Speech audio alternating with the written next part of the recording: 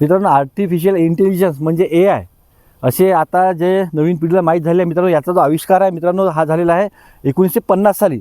आपल्याला माहीत आहे की आपल्याला असं वाटते की कृत्रिम बुद्धिमत्ता जी आहे म्हणजे AI आर्टिफिशियल इंटेलिजन्स जे आता आविष्कार झाला 2020च्या नंतर, परंतु मित्रांनो हे 1950 मध्येच एका शास्त्रज्ञाने याचा शोध घेतला.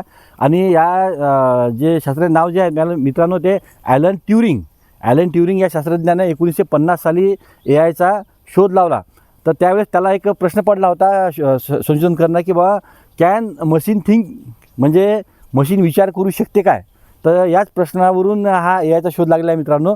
आणि त्यांनी जे ही जे मांडलेली आहे की बा मशीन शोध घेऊ शकते का, तर याच प्रयोगासमोर AIचा आविष्कार झाला मित्रांनो. आणि याचं जे AI जे नाव कसं पडलं मित्रांनो, AIमध्ये काय झालं मित्रांनो की याच्यामध्ये एक 1956 साली अमेरिकेतील डोरमाथ कॉलेजमध्ये एक कॉन्फरन्स होती. तर त्या कॉलेजमध्ये जॉन मॅकर्थी जे वैज्ञानिक होते त्यांनी याला नाव दिलं की बा हे आर्टिफिशियल इंटेलिजन्स. त्या दिवसापासून हा जो म्हणजे AIचा नाव पडलं याला आर्टिफिशियल इंटेलिजन्स म्हणजे कृत्रिम बुद्धिमत्ता.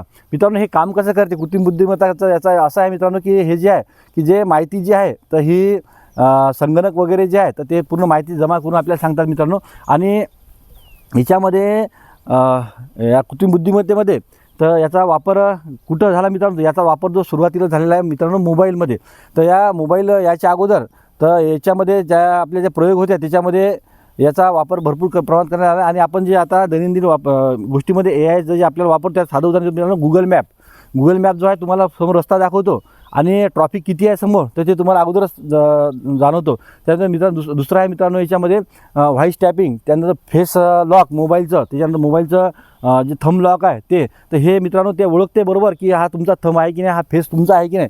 तर हे कृत्रिम बुद्धिमत्ता आहे मित्रांनो. याचा जो वापर जो आहे कृत्रिम बुद्धिमत्तेचा तर हे आरोग्य क्षेत्रामध्ये खूप लाभदायक झाला मित्रांनो. याच्यामध्ये जे रोग ओळखायला डॉक्टरला खूप दिवस लागत होते टेस्ट रिपोर्ट वगैरे यासाठी, तर हे काही क्षणामध्ये व्यक्तीला कोणता रोग आहे हे समोर AI ओळखणार आहे. त्याने मित्रांनो एक्सरे मशीन जे आहे MRI मशीन, तर ह्या रिपोर्टसुद्धा तुम्हाला एकदम शास्त्रशुद्ध पद्धतीनं आणि एकदम फास्टमध्ये नेमकं निदान हे AI टेक्नॉलॉजी करणार आहे मित्रांनो. तसेच मित्रांनो AI जे आहे AIमध्ये विज्ञान क्षेत्रामध्ये शिक्षण क्षेत्रामध्ये ऑनलाईन वर्ग, त्याच्यानंतर पर्सनल लर्निंग आणि भाषांतर ट्रान्सलेट याच्यामध्ये सुद्धा झाल्या. याच्यासमोर जे शिक्षक जे काम करतात मित्रांनो तर हेच काम आपला AI करणार आहे, रोबोटिक करणार आहे मित्रांनो.